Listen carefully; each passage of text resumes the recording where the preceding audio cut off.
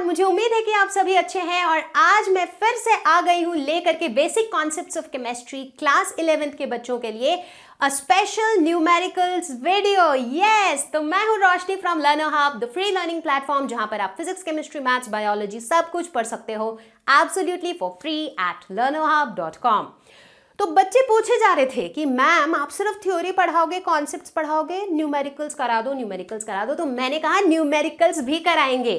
तो हर चैप्टर के बाद एक इसी तरह का वीडियो आएगा जिसके अंदर हम उस चैप्टर के बहुत ही मस्त वाले न्यूमेरिकल्स पिक करेंगे। और ये न्यूमेरिकल्स वैसे हैं जो कभी नीट में पूछे गए हैं, जेई में पूछे गए हैं, एम्स में पूछे गए हैं और कुछ आपके एनसीईआरटी के क्वेश्चंस भी होंगे जो बोर्ड्स के बच्चों के लिए काफ़ी इंपॉर्टेंट होगा। ठीक है, तो जो भी बच्चों की ये क्वेरी रहती है कि मैम क्या ये वीडियोस नीट और जेई के लिए भी है, बिल्कुल है। सिर्फ यही वीडियो नहीं, केमिस्ट्री के जितने वीडियोज अभी बनेंगे वो नीट के लिए है, जेई के लिए है, बोर्ड्स के लिए है, सब के लिए है। ठीक है, तो शुरू करें फटाफट। Are you all ready? Let's get started.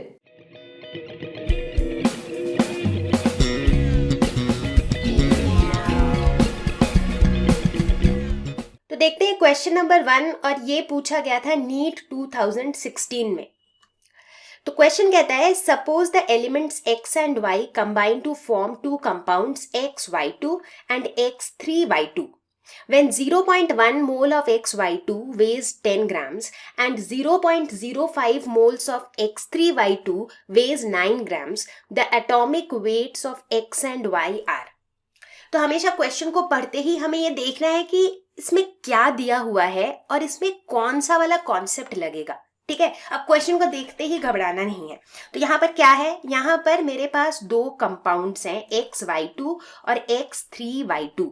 ठीक है, तो अब देखो, पहले ये भी देख लो कि यहाँ पर 4 ऑप्शंस हैं। अब हमें बताना है कि कौन सा सही ऑप्शन है, राइट। तो मेरे पास क्या है, एक कंपाउंड है XY2 और दूसरा कंपाउंड है X3Y2। और हम क्या देख रहे हैं, इसमें बताया हुआ है नंबर ऑफ मोल्स दिया हुआ है और उतने नंबर ऑफ मोल्स का वेट दिया हुआ है, राइट। मतलब नंबर ऑफ मोल्स और मास, ये दोनों चीजें दी हुई हैं।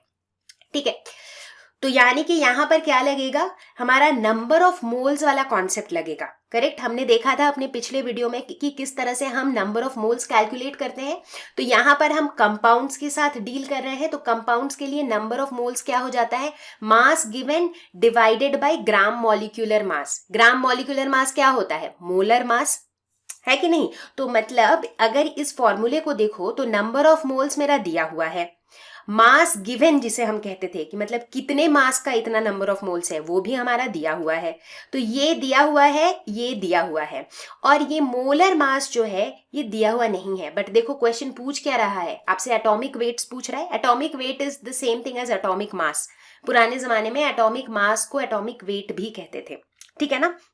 तो अब आपको क्लियर हो गया कि हम क्या कॉन्सेप्ट लगाने वाले हैं। अब देखो वही करेंगे हम। इस वाले पहले वाले कंपाउंड के लिए XY2 के लिए नंबर ऑफ मोल्स क्या दिया हुआ है, 0.1। ठीक है, और मास गिवन कितना है, 10 ग्राम्स।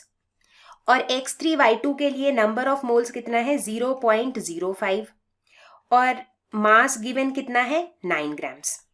ठीक है, तो अब दोनों के केस में हम मोलर मास तो निकाल ही लेंगे। Gram molecular mass is nothing but molar mass, है ना। ग्राम मॉलिक्यूल क्या होता है, मोल्स। तो मोलर मास क्या हो जाएगा, molar mass will B mass given divided by number of moles. तो यानी कि 10 डिवाइडेड बाय 0.1 जो कि हो जाएगा 100 ग्राम्स पर मोल। उसी तरह से यहां पर मोलर मास कितना हो जाएगा, mass given divided by number of moles, यानी कि 180। ठीक है, अब मैंने क्या निकाल लिया, हमने दोनों का मोलर मास निकाल लिया, बट मुझे निकालना क्या है, एटॉमिक मास। ठीक है, अब देखो इस केस में अब ये भूल जाओ कि हमने अभी तक क्या किया। अब ये बताओ कि अगर तुम इस कंपाउंड पे फोकस करोगे, ठीक है, तो इसका अगर मुझे निकालना हो मास, इस पूरे कंपाउंड का अगर मास निकालना हो तो क्या करेंगे, atomic mass of X plus 2 times the atomic mass of Y, है कि नहीं। वो इस पूरे कंपाउंड का मास होगा। करेक्ट, ऐसे ही तो हम निकालते हैं। तो वही करो। लेट अस सपोज कि X का जो मास है, X का जो एटॉमिक मास है that is small x। Let us suppose that Y का जो एटॉमिक मास है दैट इज स्मॉल y। ये हमने एज्यूम कर लिया, ठीक है। तो अब ये XY2 जो है इसका मोलर मास कितना होगा in terms of X and Y, ये हो जाएगा X प्लस 2Y। बट अभी अभी हमने कैलकुलेट किया मोलर मास कितना है 100, तो यानी कि X plus 2Y is equal to 100 हो जाएगा। ठीक उसी तरीके से दूसरे वाले कंपाउंड के लिए क्या हो जाएगा 3X प्लस 2Y, यही होना चाहिए। अगर X का स्मॉल x है और Y का स्मॉल y है एटॉमिक मास, तो ये होगा 3X plus 2Y is equal to 180। अब हमारे पास क्या है, हमारे पास अब बेसिकली कुछ भी केमिस्ट्री जैसा अब करना नहीं है, अब सिर्फ सिंपल मैथमेटिक्स। हमारे पास दो इक्वेशंस हैं और दो वेरिएबल्स हैं, इन दोनों इक्वेशंस को सॉल्व करना है और x और y की वैल्यू निकालनी है। देखो मैं बिल्कुल आराम से बता रही हूँ ताकि जिन बच्चों को लगता है ना कि न्यूमेरिकल्स को सॉल्व करने का अप्रोच क्या होना चाहिए, वो अप्रोच आपको एकदम क्लियर होता जाए जब आप ये स्टेप बाय स्टेप इस पे फोकस करोगे, ठीक है। तो अब हमारा नेक्स्ट स्टेप क्या है, हम सॉल्व करेंगे इक्वेशंस को। तो सॉल्व करो इन दोनों इक्वेशन को, ठीक है। हमारा पहला इक्वेशन है 3X plus 2Y is equal to 180, ये हमारा एक इक्वेशन है। दूसरा है X प्लस 2Y, तो इस पूरे इक्वेशन को हम 3 से कर देते हैं मल्टीप्लाई, ठीक है। तो ये बन जाएगा 3X plus 6Y is equal to 300। अब ये मत पूछना कि हमने 3 से क्यों मल्टीप्लाई किया, हम किस तरह से सॉल्व करते थे लीनियर इक्वेशन इन 2 वेरिएबल्स, ये तो हमने जूनियर क्लासेस में कर रखा है राइट, 9th 10th में। ताकि हमारा ये अब दोनों इक्वेशन को हम कर देंगे सबट्रैक्ट, तो ये गायब हो जाएगा, तो इधर हो जाएगा -4y इज इक्वल टू -120। तो ये माइनस माइनस कैंसिल हो गया, y क्या हो जाएगा 120/4 यानी कि 30। तो y की वैल्यू हो गई 30, तो x क्या हो जाएगा, x हो जाएगा 100 माइनस 2y, तो 100 माइनस 2 इंटू 30 यानी कि 40। तो y की वैल्यू हो गई 30 और x की वैल्यू हो गई 40, है ना। तो atomic weights of x and y क्या हो जाएगा 40, 30, क्योंकि 40 x की वैल्यू है और y की वैल्यू है 30। तो करेक्ट ऑप्शन इज ए, ठीक है। तो देखो अभी आप सोच रहे होगे कि अरे बड़ा लंबा था, लेंदी था क्वेश्चन। लेंदी था नहीं, टाइम ज्यादा लगा क्योंकि मैं स्टेप बाय स्टेप आपको एक्सप्लेन कर रही थी। यही जब आपको आप अगर खुद से देखोगे तो कुछ है ही नहीं, सिर्फ नंबर ऑफ मोल्स का फॉर्मूला लगा के आपने दोनों कंपाउंड्स का मोलर मास निकाल लिया। एक बार दोनों का मोलर मास निकल गया तो एटॉमिक मास और मोलर मास में तो हमें कनेक्शन पता ही है ना। तो ये था हमारा क्वेश्चन जो नीट 2016 में आया था।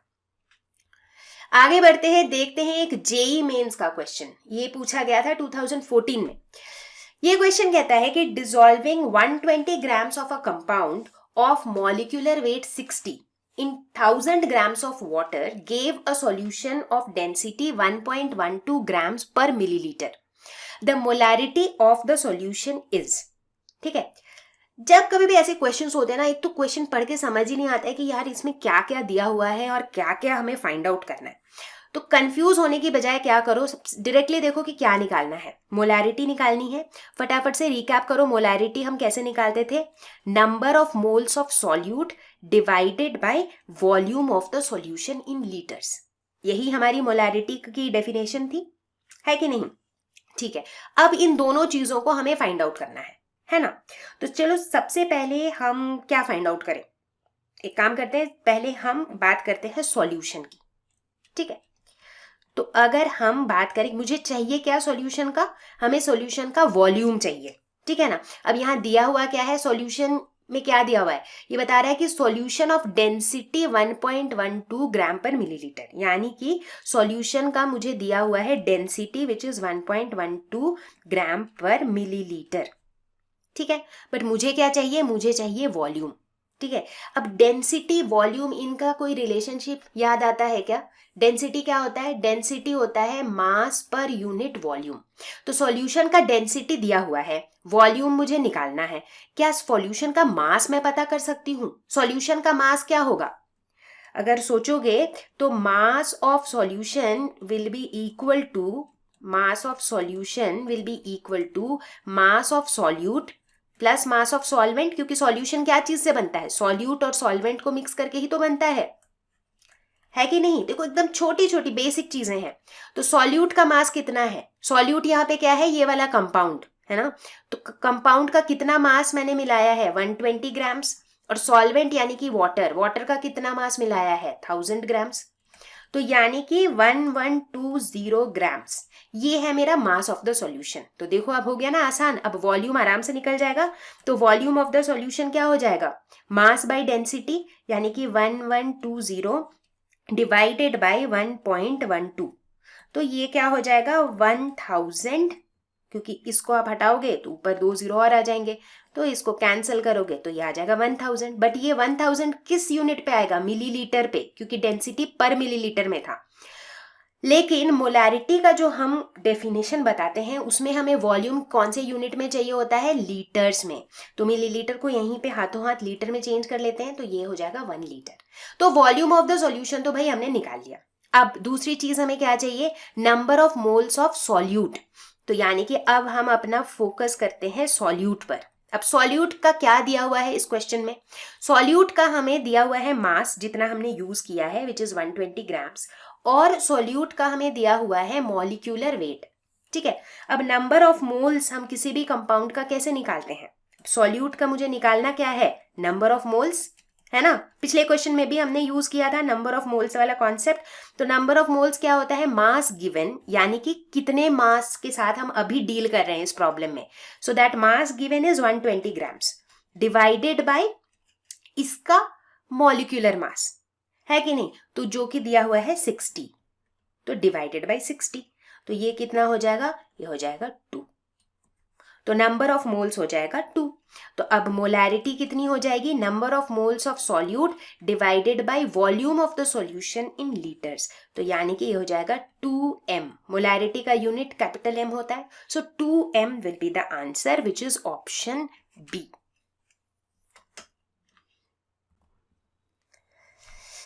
चलो अब देखते हैं अगला क्वेश्चन, क्वेश्चन नंबर 3। और ये क्वेश्चन पूछा गया था नीट 2015 में। क्वेश्चन कहता है कि 20 grams of magnesium carbonate sample decomposes on heating to give carbon dioxide and 8 grams of magnesium oxide. What will be the percentage purity of magnesium carbonate in the sample? Atomic weight of magnesium is 24. अब इस तरह का question देखते ही बहुत से बच्चों को लगेगा कि ये परसेंटेज प्योरिटी क्या चीज है, इसका तो हमने कोई फॉर्मूला नहीं पढ़ा। लेकिन देखो ऐसे क्वेश्चन को हम कैसे अप्रोच करेंगे, मतलब हम ये समझेंगे कि क्वेश्चन पूछना क्या चाह रहा है। ठीक है, सबसे पहले तो बिना कुछ सोचे आप ये देखो कि क्वेश्चन कह क्या रहा है। ये कह रहा है कि मैग्नीशियम कार्बोनेट यानी कि MgCO3, ठीक है, इसको जब हम हीट करते हैं, इसका एक सैंपल है जो कि सॉलिड ही है, इसको जब हम हीट करते हैं तो ये डिकम्पोज कर जाता है किसमें, मैग्नीशियम ऑक्साइड और कार्बन डाइऑक्साइड में। ठीक है, अब अगर इस इक्वेशन को ध्यान से देखो तो ये रिएक्शन जो है ये बैलेंस्ड है ना, सब कुछ बैलेंस्ड है। ठीक है, ऐसा हो रहा है। अच्छा, अब सिर्फ इस इक्वेशन को अगर हम देखें, सिर्फ इस केमिकल रिएक्शन को अगर हम देखें और इनका अगर हम मोलर मास लिखें, क्योंकि हमने बताया था ना कि बैलेंस्ड केमिकल इक्वेशन जो है वो हमें काफ़ी इंफॉर्मेशन देती है कि कितना मोल रिएक्टेंट हमें कितना मोल प्रोडक्ट दे रहा है, कितना ग्राम रिएक्टेंट हमें कितना ग्राम प्रोडक्ट दे रहा है। इस तरह की चीज़ें हमें इस इक्वेशन को देखते ही पता चल जाती है ना। तो वैसा ही कुछ इंफॉर्मेशन इसमें से एक्सट्रैक्ट करेंगे। तो हम देख रहे हैं कि अगर हम इनके मोलर मास की बात करें, ठीक है, तो मैग्नीशियम कार्बोनेट MgCO3 का मोलर मास कितना हो जाएगा। देखो मैग्नीशियम का अगर हम एटॉमिक वेट देखें तो वो कितना है, 24 है कि नहीं। कार्बन का कितना है, 12, और ऑक्सीजन का कितना है, 16। बट ऑक्सीजन यहाँ पर 3 एटम्स है, तो 16 × 3, तो बेसिकली कितना हो गया, 48 + 12 + 24, तो ये हो गया 84, है ना। तो इसकी मोलर मास की अगर हम बात करें तो ये है 84 ग्राम्स पर मोल। उसी तरह अगर हम मैग्नीशियम ऑक्साइड के मोलर मास की बात करें तो मैग्नीशियम का कितना है, 24, और ऑक्सीजन का कितना है, 16, तो ये कितना हो जाएगा, 40, राइट।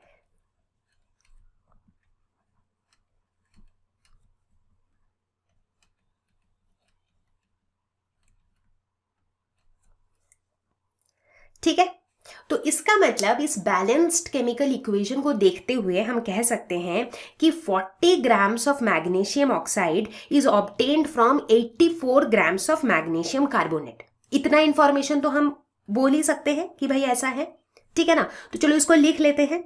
अभी मैं करना क्या चाह रही हूं वो देखो, अभी आपको क्लियर होगा। 40 gram of magnesium oxide is obtained from 84 grams of magnesium carbonate, ठीक है। अब क्वेश्चन पे ध्यान देते हैं। क्वेश्चन क्या कह रहा है? क्वेश्चन कह रहा है कि 20 grams of magnesium carbonate sample decomposes on heating to give carbon dioxide and 8 grams of magnesium oxide. Question कह रहा है कि जो हमने किया एक्सपेरिमेंट उसमें हमें कितना मैग्नीशियम ऑक्साइड मिला? 8 ग्राम्स। और हमारे पास कितना मैग्नीशियम कार्बोनेट था? 20 ग्राम्स, ठीक है। तो अब हम ये वेरीफाई करेंगे कि अगर हमें 8 ग्राम्स ऑफ मैग्नीशियम ऑक्साइड मिला तो हमारे पास कितना मैग्नीशियम कार्बोनेट होना चाहिए था, क्योंकि हम क्या देखना चाहते हैं कि मैग्नीशियम कार्बोनेट का प्योरिटी, कि हमारे पास जितना मैग्नीशियम कार्बोनेट है वो पूरा का पूरा प्योर मैग्नीशियम कार्बोनेट है या फिर उसमें कुछ मिलावट है, हम ये देखना चाहते हैं, राइट। तो हम किस लॉजिक से इस क्वेश्चन को सॉल्व कर रहे हैं? हम कह रहे हैं कि जो हमारा बैलेंस्ड केमिकल रिएक्शन है वो हमें कहता है कि 40 ग्राम्स मैग्नीशियम ऑक्साइड पाने के लिए मेरे पास 84 ग्राम्स ऑफ मैग्नीशियम कार्बोनेट होना चाहिए।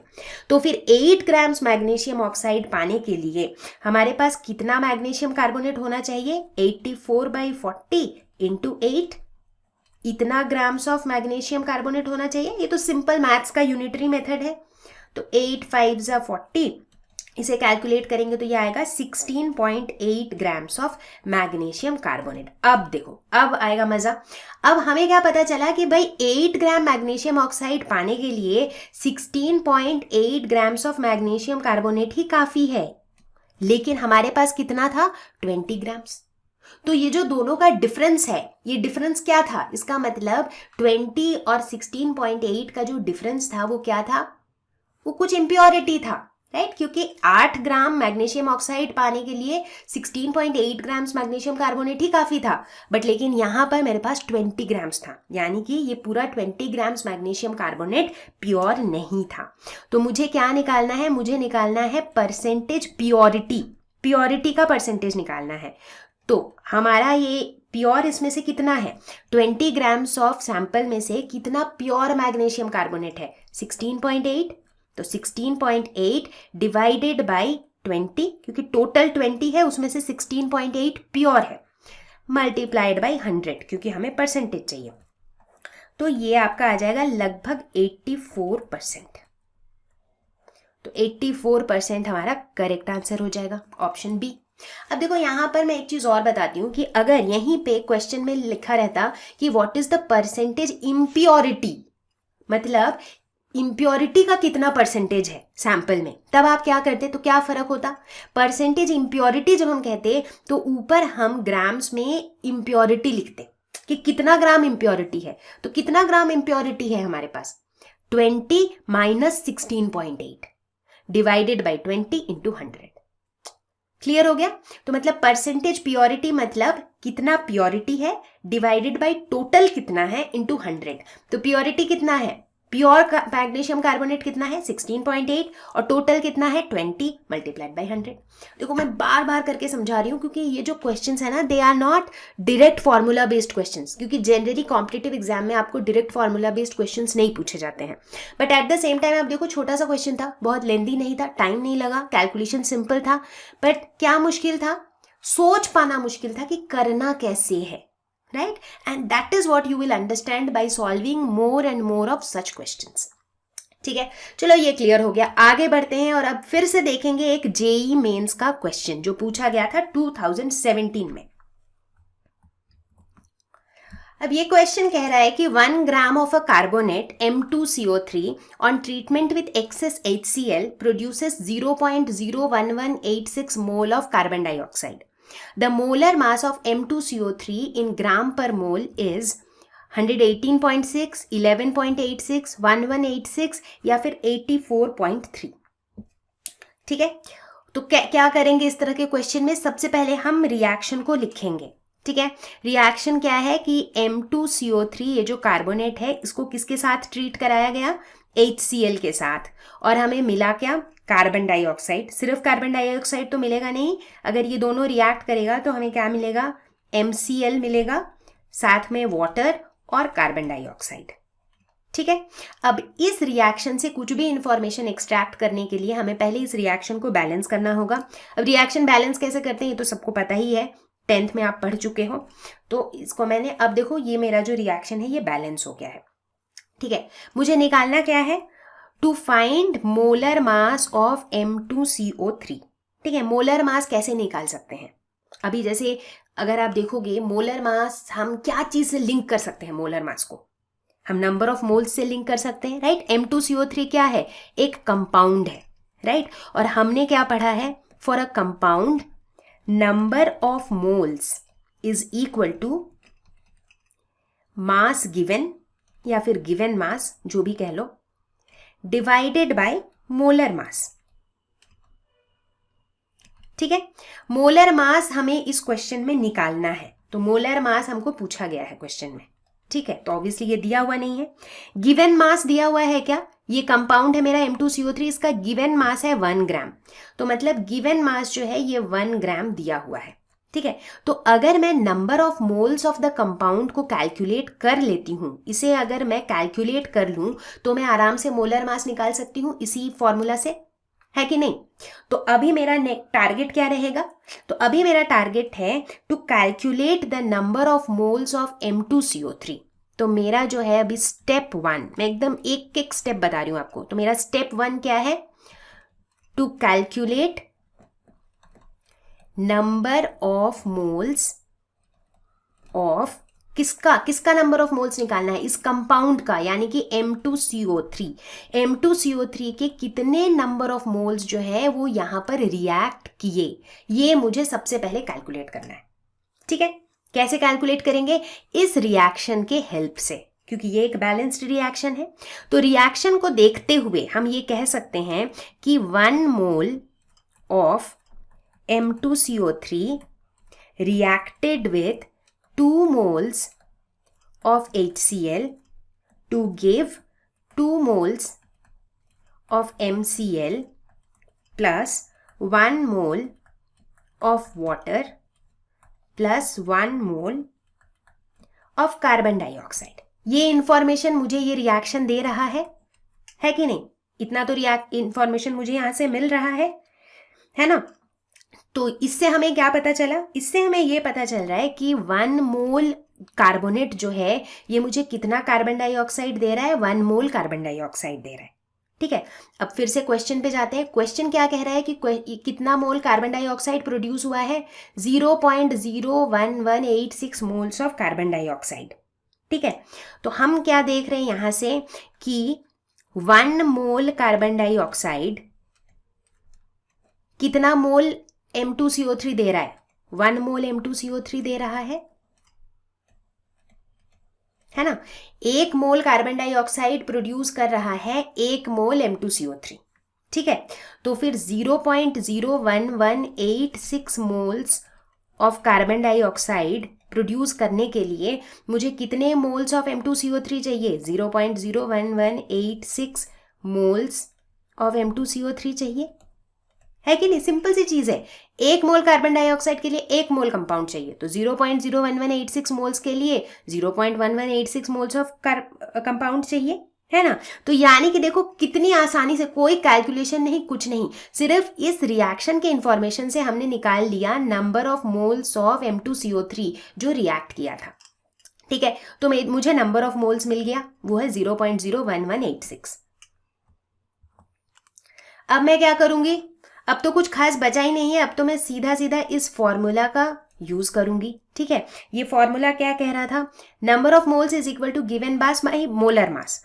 तो फिर मोलर मास क्या हो जाएगा, molar mass will be equal to given mass which is 1 gram divided by number of moles which is 0.01186, है ना। तो इसको जब आप कैलकुलेट करोगे तो इट विल बी 84.3 ग्राम पर मोल। तो आपका करेक्ट ऑप्शन हो जाएगा डी। अब देखो बहुत से बच्चे ना तुक्के में आंसर करने की कोशिश करते हैं और इस तरह के क्वेश्चंस उन्हें कंफ्यूज कर देते हैं। अब देखो इसमें ए, बी और सी के ऑप्शंस को देखो, सारे ना सेम ही नंबर है, सिर्फ डेसिमल पॉइंट इधर उधर है। तो बहुत से बच्चों को लगेगा कि इसका मतलब है कि ये चौथा वाला तो आंसर नहीं है, इन तीनों में से ही कोई है आंसर। मतलब बहुत से बच्चे इस तरीके से सोचते हैं, राइट, कि यहाँ पर HCl जो है ना, इसका भी नंबर ऑफ मोल्स कुछ इसी तरह का है नंबर, और इसी तरह के नंबर के पैटर्न्स हैं ABC में, तो शायद इन्हीं में से कोई आंसर हो। ठीक है, बट देखो ऐसा है नहीं, आंसर D है, राइट। तो इसीलिए तुक्का बिल्कुल नहीं लगाना है, कॉन्सेप्ट को फॉलो करना है और क्वेश्चन को सॉल्व करना है। चलो इसी के साथ आगे बढ़ेंगे, देखेंगे क्वेश्चन नंबर 5 जो पूछा गया था CET 2012 में। ठीक है, ये क्वेश्चन कह रहा है कि the total number of electrons in 18 millilitre of water, density of water is 1 ग्राम पर मिलीलीटर इज, और ये हैं हमारे चारों ऑप्शंस। बिल्कुल बेसिक से स्टार्ट करेंगे। यहां पर दिया हुआ क्या है, वाटर का वॉल्यूम दिया हुआ है विच इज 18 मिलीलीटर और इसकी डेंसिटी भी दी हुई है। ठीक है ना, डेंसिटी है, वॉल्यूम है, तो मास हम आराम से निकाल सकते हैं क्योंकि हमें पता है density is equal to mass by volume. ठीक है ना, तो मास ऑफ वाटर कितना हो जाएगा, density into volume, that is 1 into 18 which is equal to 18 grams, ये हो जाएगा मास ऑफ वाटर। तो हमें बेसिकली निकालना है number of electrons in 18 grams of water. ठीक है, अब ध्यान दो, 18 grams of water is basically 1 mole of water, है ना। 1 मोल क्या होगा, जिसके अंदर 2 हाइड्रोजन एटम हो और 1 ऑक्सीजन एटम हो, उतना ही है इसका 1 मोल, करेक्ट। तो 18 grams of H2O is basically 1 mole of water, और 1 मोल के अंदर कितने मॉलिक्यूल्स होते हैं, 1 मोल के अंदर होते हैं 6.022 into 10 to the power 23 molecules. अब बहुत से बच्चे यहीं पर कूद पड़ेंगे और कहेंगे ये तो करेक्ट ऑप्शन होगा A, बट ऐसा नहीं होगा। क्यों, क्योंकि 18 ग्राम्स ऑफ वाटर में इतने मॉलिक्यूल्स हैं और हमें निकालना क्या है, नंबर ऑफ इलेक्ट्रॉन्स। तो यहीं पे धोखा खा जाते हैं बहुत से बच्चे, छोटे छोटे वर्ड्स ध्यान नहीं देते हैं और उनके आंसर गलत हो जाते हैं। ठीक है, इतने मॉलिक्यूल्स होंगे तो हमें बताना है कि इलेक्ट्रॉन्स कितने होंगे। ठीक है, तो इसके लिए मुझे ये पता करना होगा कि 1 मॉलिक्यूल ऑफ वाटर में कितने इलेक्ट्रॉन्स हैं। चलो देखते हैं। तो अगर हम बात करते हैं 1 मॉलिक्यूल ऑफ H2O की, ठीक है, तो उसमें कितने इलेक्ट्रॉन्स होंगे। देखो 1 मॉलिक्यूल ऑफ वाटर में क्या है, 2 हाइड्रोजन एटम है और 1 ऑक्सीजन एटम है। ठीक है ना, तो 1 मॉलिक्यूल ऑफ वाटर के अंदर क्या क्या है, 1 हाइड्रोजन एटम है, सॉरी 2 हाइड्रोजन एटम्स हैं, और एक एक हाइड्रोजन एटम में कितने इलेक्ट्रॉन्स हैं, एक एक इलेक्ट्रॉन है, तो मतलब 2 हाइड्रोजन एटम में 2 इलेक्ट्रॉन्स हैं। और वाटर में 1 ऑक्सीजन एटम है, और 1 ऑक्सीजन एटम में कितने इलेक्ट्रॉन है, सोच के बताओ। ऑक्सीजन में, ऑक्सीजन का एटॉमिक नंबर कितना है, 8, करेक्ट। तो एटॉमिक नंबर इज 8, तो यानी कि इसके अंदर 8 प्रोटॉन्स और 8 इलेक्ट्रॉन्स हैं। तो यानी कि वाटर में टोटल कितने इलेक्ट्रॉन्स हैं, 10 इलेक्ट्रॉन्स है। एक वाटर मॉलिक्यूल के अंदर टोटल 10 इलेक्ट्रॉन्स हैं। ठीक है, तो फिर 6.022 into 10 to the power 23 molecules of water में कितने इलेक्ट्रॉन्स होंगे, 6.022 into 10 to the power 23 into 10, तो यानी कि 6.022 इंटू 10 टू द पावर 24, इतने इलेक्ट्रॉन्स होंगे। सो मेरा करेक्ट ऑप्शन हो जाएगा सी। बहुत ही सिंपल क्वेश्चन था, बस खाली इसमें ये टर्म पे ध्यान देना था कि भाई मॉलिक्यूल नहीं निकालना है, हमको निकालना है इलेक्ट्रॉन्स। चलो आगे बढ़ेंगे। क्वेश्चन नंबर 6, ये है हमारा एनसीईआरटी का ही एक क्वेश्चन जो कि लिमिटिंग रिएजेंट वाले कॉन्सेप्ट पे बेस्ड है। अब मैंने पहले भी बताया था आपको जब मैं इस लेसन को पढ़ा रही थी कि limiting reagent is a very important topic, इससे रिलेटेड काफी क्वेश्चंस पूछे जाते हैं। क्वेश्चन कहता है कि 50 kg of nitrogen and 10 kg of hydrogen gas are mix together to produce NH3, that is ammonia. Identify the limiting reagent in the production of NH3। ठीक है, तो पहले तो हम इसके रिएक्शन को लिख लेते हैं। ठीक है, मेरा रिएक्शन कैसा होगा, N2 plus H2 gives NH3, लेकिन मैं इसे बैलेंस करूंगी तभी मुझे इससे कुछ इंफॉर्मेशन मिल पाएगा। तो जब हम बैलेंस करेंगे तो यूं, तो अब ये मेरा हो गया एक बैलेंस्ड रिएक्शन।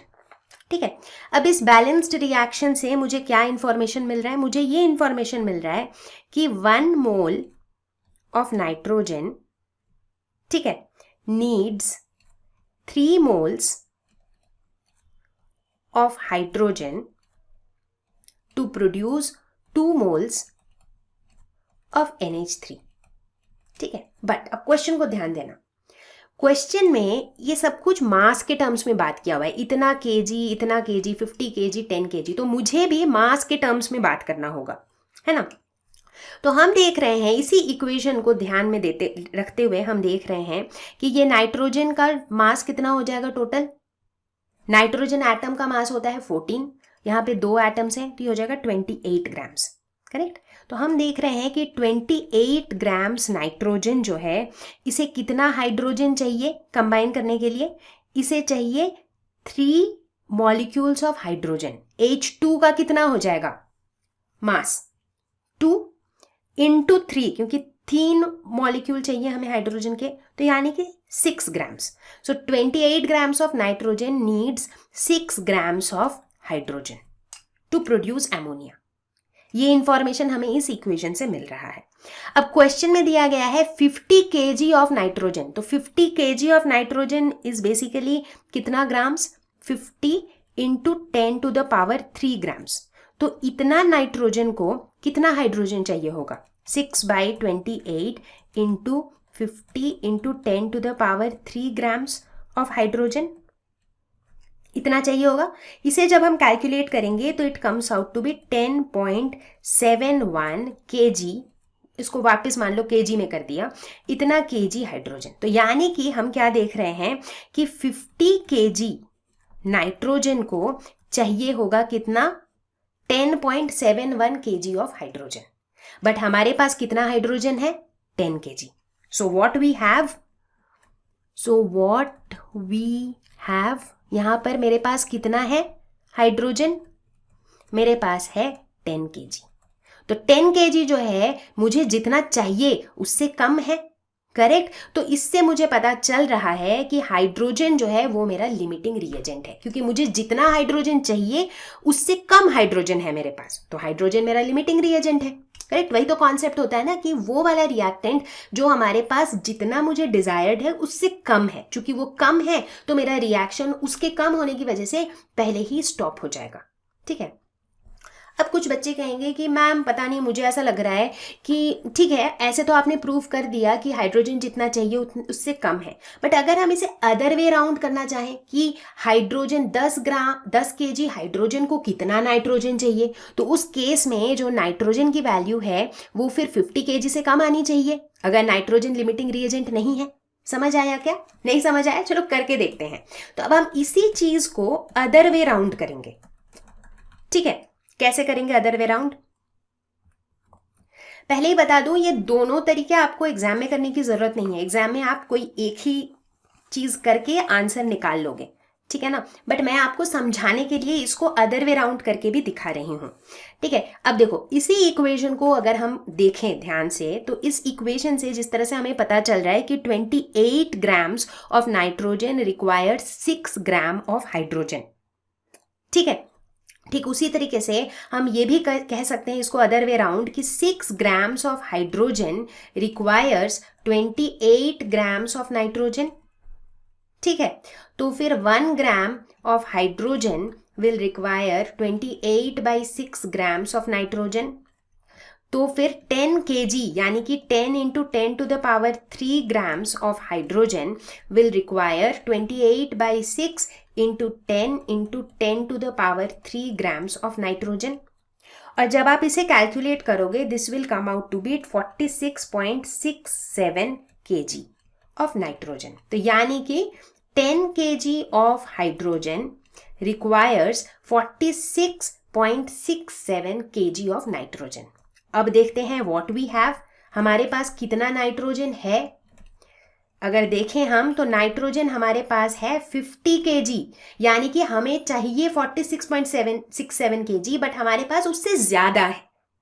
ठीक है, तो यानी कि nitrogen is not the limiting reagent. और यहां पर साफ साफ दिख रहा है कि हाइड्रोजन हमें चाहिए कितना, 10.71, बट है कितना, 10 kg, यानी कि हाइड्रोजन हमारे पास कम है। तो इसीलिए hydrogen is the limiting reagent in this case. चलो अगला क्वेश्चन देखते हैं, क्वेश्चन नंबर 7, जो कि पूछा गया था जेई मेंस 2019 में। और देखो कितना आसान सा सवाल है। The percentage composition of carbon by mole in methane is. ठीक है, अब किसी भी चीज का हम परसेंटेज कॉम्पोजिशन कैसे निकालते हैं, ये हमने पढ़ रखा है कि परसेंटेज कॉम्पोजिशन एक पर्टिकुलर एलिमेंट का क्या हो जाएगा, composition of a component divided by total composition into 100। For example यहाँ पर हम बात कर रहे हैं मोल परसेंटेज ऑफ कार्बन की, तो क्या हो जाएगा, हम इन टर्म्स ऑफ मोल्स बात कर रहे हैं, तो ये हो जाएगा number of moles of carbon divided by total number of moles of carbon and hydrogen, that is number of moles of carbon plus number of moles of hydrogen into 100। तो ऐसे निकालेंगे हम। तो इसके लिए मुझे number of moles of carbon निकालना है पहले, फिर number of moles of hydrogen निकालने हैं। नंबर ऑफ मोल्स कैसे निकालते हैं, किसी भी एलिमेंट का जो मेरा गिवन मास होता है डिवाइडेड बाय एटॉमिक मास। अब अगर हम मीथेन को देखें, मीथेन कैसा दिखता है, CH4, इसमें एक कार्बन एटम होता है और 4 हाइड्रोजन एटम्स होते हैं। तो कार्बन के केस में जो मेरा गिवन मास है, मतलब मीथेन के अंदर कितना कार्बन है, 12 ग्राम्स, क्योंकि एक कार्बन एटम है तो उसका मास 12 है। और कार्बन का एटॉमिक मास कितना होता है, 12 ही होता है, तो 12/12 यानी कि नंबर ऑफ मोल्स हो जाएगा 1। बात करें हाइड्रोजन की, तो गिवन मास क्या है, मीथेन में कितना है हाइड्रोजन का मास, 4 × 1, क्योंकि हाइड्रोजन के 4 एटम्स हैं, तो ये हो जाएगा 4 divided by atomic mass of hydrogen कितना है, 1, तो ये हो जाएगा 4। तो ये हमने निकाल लिया। बस अब करना क्या, अब तो कुछ है बचा ही नहीं क्वेश्चन में। तो मोल परसेंटेज ऑफ कार्बन हो जाएगा 1 डिवाइडेड बाई 1 + 4 × 100, यानी कि 1/5 × 100, तो ये हो जाएगा 20%। तो option D is the correct option. देखो कितना आसान सा सवाल था। तो ऐसा नहीं है कि जेई नीट में हमेशा बड़े मुश्किल सवाल पूछे जाते हैं। अभी देखो हम इतने सारे क्वेश्चन सॉल्व कर रहे हैं, बहुत लेंदी कोई भी क्वेश्चन नहीं है, बट बहुत सारे ऐसे क्वेश्चन हैं जो आपको कंफ्यूज जरूर कर सकते हैं। तो क्वेश्चन का एक एक वर्ड पे ध्यान देना है। चलो अगला क्वेश्चन देखते हैं, क्वेश्चन नंबर 8, जो कि फिर से एनसीईआरटी का क्वेश्चन है मोलैरिटी पे। Calculate the molarity of a solution of ethanol in water in which mole fraction of ethanol is 0.040। ठीक है, तो यहाँ पर दिया हुआ क्या है, दिया हुआ है मोल फ्रैक्शन ऑफ इथेनॉल, और हमने पढ़ा है कि मोल फ्रैक्शन हम कैसे निकालते हैं। लेट अस सपोज बात करते हैं मोल फ्रैक्शन ऑफ इथेनॉल की, C2H5OH, तो ये क्या हो जाएगा, number of moles of ethanol divided by total number of moles in the solution, यानी कि number of moles of ethanol plus number of moles of water, क्योंकि जो सॉल्यूशन है उसमें इथेनॉल और वाटर है। ठीक है, अब मोल फ्रैक्शन ऑफ इथेनॉल दिया हुआ है 0.040, this is equal to number of moles of ethanol divided by number of moles of ethanol plus number of moles of water. अब देखते हैं कि हम इस क्वेश्चन में करना क्या चाह रहे हैं। मुझे निकालना है मोलैरिटी, और मोलैरिटी के डेफिनेशन से मुझे क्या पता है कि molarity is number of moles of solute. Solute यहाँ पर क्या है, इथेनॉल, यानी कि number of moles of ethanol per unit volume of the solution in litre, यानी कि पर litre of the solution. Correct, तो यानी कि number of moles of ethanol in 1 litre of the solution. तो अगर मैंने number of moles of ethanol निकाल लिया तो मेरा मोलैरिटी निकल आएगा।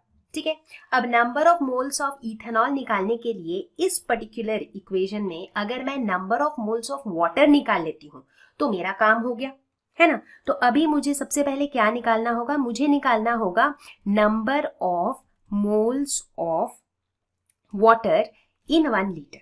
ठीक है, क्योंकि हम 1 लीटर सॉल्यूशन ही कंसिडर करेंगे, right. So number of moles of water, ये निकालना जो है अभी फिलहाल हमारा स्टेप 1 है। ठीक है, चलो बढ़िया है। तो अब देखो कैसे निकालेंगे यहाँ पर। इसके लिए सबसे पहले तो हम क्या देखते हैं कि हमें क्या पता है कि डेंसिटी ऑफ वाटर इज 1 ग्राम पर मिलीलीटर, ये डेंसिटी होता है। ठीक है, अभी फिलहाल हम कितने वॉल्यूम की बात कर रहे हैं, हम 1 लीटर की बात कर रहे हैं, विच इज 1000 मिलीलीटर। ठीक है, अब डेंसिटी और वॉल्यूम पता है, तो हमें क्या पता है कि density is equal to mass by volume, तो फिर मास ऑफ वाटर कितना हो जाएगा, डेंसिटी इनटू वॉल्यूम, इतना ग्राम्स, 1000 ग्राम्स हो जाएगा, this will be the mass of water. ठीक है, अब number of moles of water निकालते हैं। नंबर ऑफ मोल्स हम कैसे निकालते थे, मास गिवन, यानी कि कितने मास की हम बात कर रहे हैं, डिवाइडेड बाय मोलर मास। तो कितने मास की हम बात कर रहे हैं, 1000 ग्राम्स की बात कर रहे हैं, divided by molar mass. H2O का मोलर मास क्या होगा, हाइड्रोजन का 2 प्लस ऑक्सीजन का 16, यानी कि 18 इतना ग्राम्स पर मोल होगा। तो इसे अगर हम कैलकुलेट करेंगे तो ये हो जाएगा 55.55 मोल्स। ठीक है, तो number of moles of water तो हमने निकाल लिया। अब क्या करना है, अब हमारा स्टेप 2 में हम क्या करेंगे, यहां पर अब होगा मेरा स्टेप 2 में हम number of moles of water यहां पे डाल देंगे, तो ये हो जाएगा number of moles of ethanol divided by number of moles of ethanol plus number of moles of water which is 55.55। ठीक है, अब जब इसे आप कैलकुलेट करोगे तो आपका आंसर कितना आएगा, मतलब 0.040 is equal to n divided by n plus 55.55। इसे आप सिंपल मैथमेटिक्स के हेल्प से कैलकुलेट करोगे तो number of moles of ethanol जो है वो आपका आ जाएगा 2.314 मोल्स। ठीक है, तो ये हो जाएगा इथेनॉल का नंबर ऑफ मोल्स। तो अब मोलैरिटी ऑफ द सॉल्यूशन कितना हो जाएगा, number of moles of ethanol यानी कि 2.314 divided by volume of the solution which is 1 litre, तो यानी कि मोलैरिटी हो जाएगा 2.314 m। ठीक है, चलो अब हम आगे बढ़ते हैं और देखते हैं एम्स 2018 का एक question which is our question number 9। Carbon and oxygen are known to form two compounds. The carbon content in one of these is 42.9%, while in the other it is 27.3%. ठीक है, show that this data is in agreement with law of definite proportion, reciprocal proportion, multiple proportion या फिर law of conservation of mass. वैसे तो देखो बिना इस question को कुछ भी सॉल्व किए, सिर्फ क्वेश्चन को ध्यान से पढ़ के ही हम आंसर को गेस भी कर सकते हैं यहाँ पर। क्यों, क्योंकि देखो यहाँ पर क्या कह रहा है कि कार्बन और ऑक्सीजन ये दोनों मिलके 2 कंपाउंड्स बनाते हैं। ठीक है, ये इस सेंटेंस को पढ़ते ही हमें कौन सा वाला लॉ याद आ रहा है, हमें याद आ रहा है लॉ ऑफ मल्टीपल प्रोपोर्शन। क्योंकि मल्टीपल प्रोपोर्शन में क्या होता था कि जब 2 एलिमेंट मिलके एक से ज्यादा कंपाउंड बनाते हैं सच दैट कि एक एलिमेंट का एक फिक्स्ड मास दूसरे एलिमेंट के अलग अलग मासेस के साथ कंबाइन होते हैं, तो वो जो अलग अलग मासेस होते हैं they are in a simple ratio of whole numbers. यही था, राइट। तो पहला सेंटेंस पढ़ते ही पता नहीं क्यों ऐसा लग रहा है कि ये लॉ ऑफ मल्टीपल प्रोपोर्शन ही होगा, लेकिन हम इसे सॉल्व करेंगे पूरा तरीके से। ठीक है ना, तो यहां पर देखो 2 चीजें दी हुई हैं हमारे पास, एक तो दिया हुआ है परसेंटेज ऑफ कार्बन और दूसरा दिया हुआ है परसेंटेज ऑफ ऑक्सीजन। ठीक है, और हमारे पास 2 ऑक्साइड्स हैं। ठीक है, सबसे पहले बात करते हैं फर्स्ट ऑक्साइड की। ठीक है, फर्स्ट ऑक्साइड में मानते हैं कि कार्बन का जो परसेंटेज है दैट इज 42.9। तो अगर कार्बन का परसेंटेज 42.9 है तो ऑक्सीजन का परसेंटेज कितना हो जाएगा, 100 माइनस 42.9, करेक्ट, इतना ही होगा ना। तो ये हो जाएगा 57.1%। ठीक है, अब बात करते हैं सेकेंड ऑक्साइड की। जो सेकेंड ऑक्साइड है उसमें कार्बन का परसेंटेज है 27.3। तो सेकेंड ऑक्साइड में ऑक्सीजन का परसेंटेज कितना हो जाएगा, 100 माइनस 27.3 यानी कि 72.7%। तो अब हमें यह पता चल गया कि पहले ऑक्साइड में कितना कार्बन कितना ऑक्सीजन से मिल रहा है, सेकेंड ऑक्साइड में कितना कार्बन कितने ऑक्सीजन के साथ मिल रहा है। ठीक है, अब हम एक एक करके दोनों ऑक्साइड की बात करेंगे। सबसे पहले बात करते हैं फर्स्ट ऑक्साइड की। ठीक है, फर्स्ट ऑक्साइड में हम देख रहे हैं कि 57.1 पार्ट्स बाय मास, हम मास की बात कर रहे हैं यहाँ पर। ठीक है ना। हम क्या देख रहे हैं कि 50, क्योंकि ये तो परसेंटेज में दिया हुआ है, सो इफ वी एज्यूम कि जो हमारा टोटल सैंपल है दैट इज 100 ग्राम्स, तो हम कह सकते हैं कि 57.1 parts by mass of oxygen is combining with कितना carbon, combines with 42.9 parts by mass of carbon.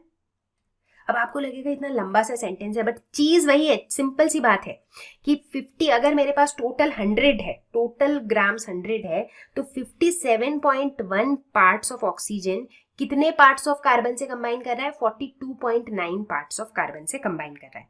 तो अगर मैं कहूं कि 1 पार्ट ऑफ ऑक्सीजन कितने पार्ट ऑफ कार्बन से कंबाइन करेगा, तो हो जाएगा 42.9 डिवाइडेड बाई 57.1, करेक्ट।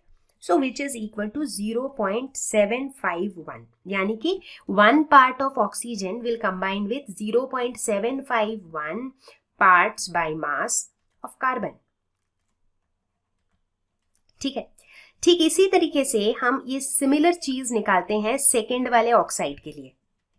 ठीक है, देखो हम करना क्या चाह रहे हैं, हम वही मल्टीपल प्रोपोर्शन वाली ही चीज कर रहे हैं, क्योंकि यहाँ पर दो चीजें हैं, दो एलिमेंट है कार्बन और ऑक्सीजन, जो मिल करके दो डिफरेंट कंपाउंड्स बना रही हैं।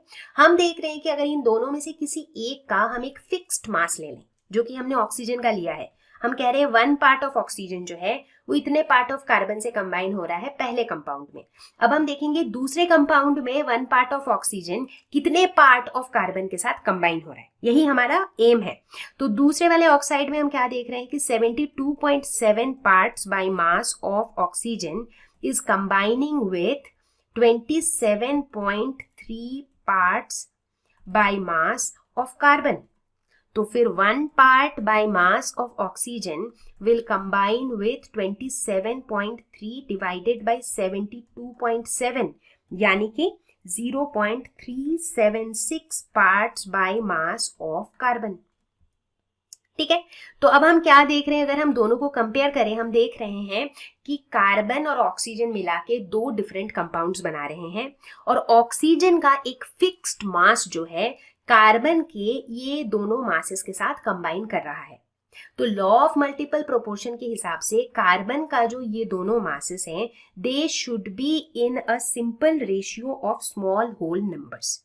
ठीक है, तो चलो चेक करो इस रेशियो को, let us check the ratio.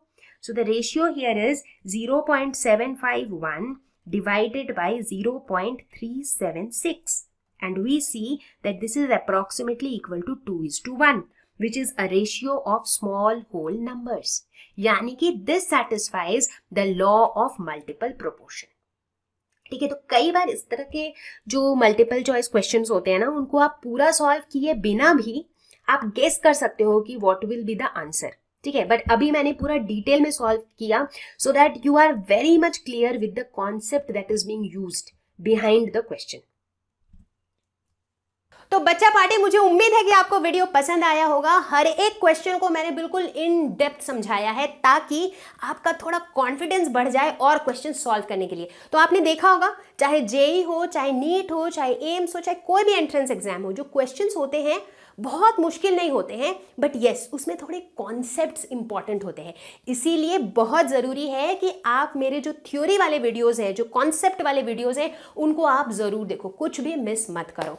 तो घबराना बिल्कुल नहीं है, हम केमिस्ट्री के सारे चैप्टर्स खत्म करेंगे एक के बाद एक, एक के बाद एक। तो मैं जल्दी ही मिलूंगी अगले चैप्टर के साथ, तब तक के लिए stay home, stay safe, take care, bye bye.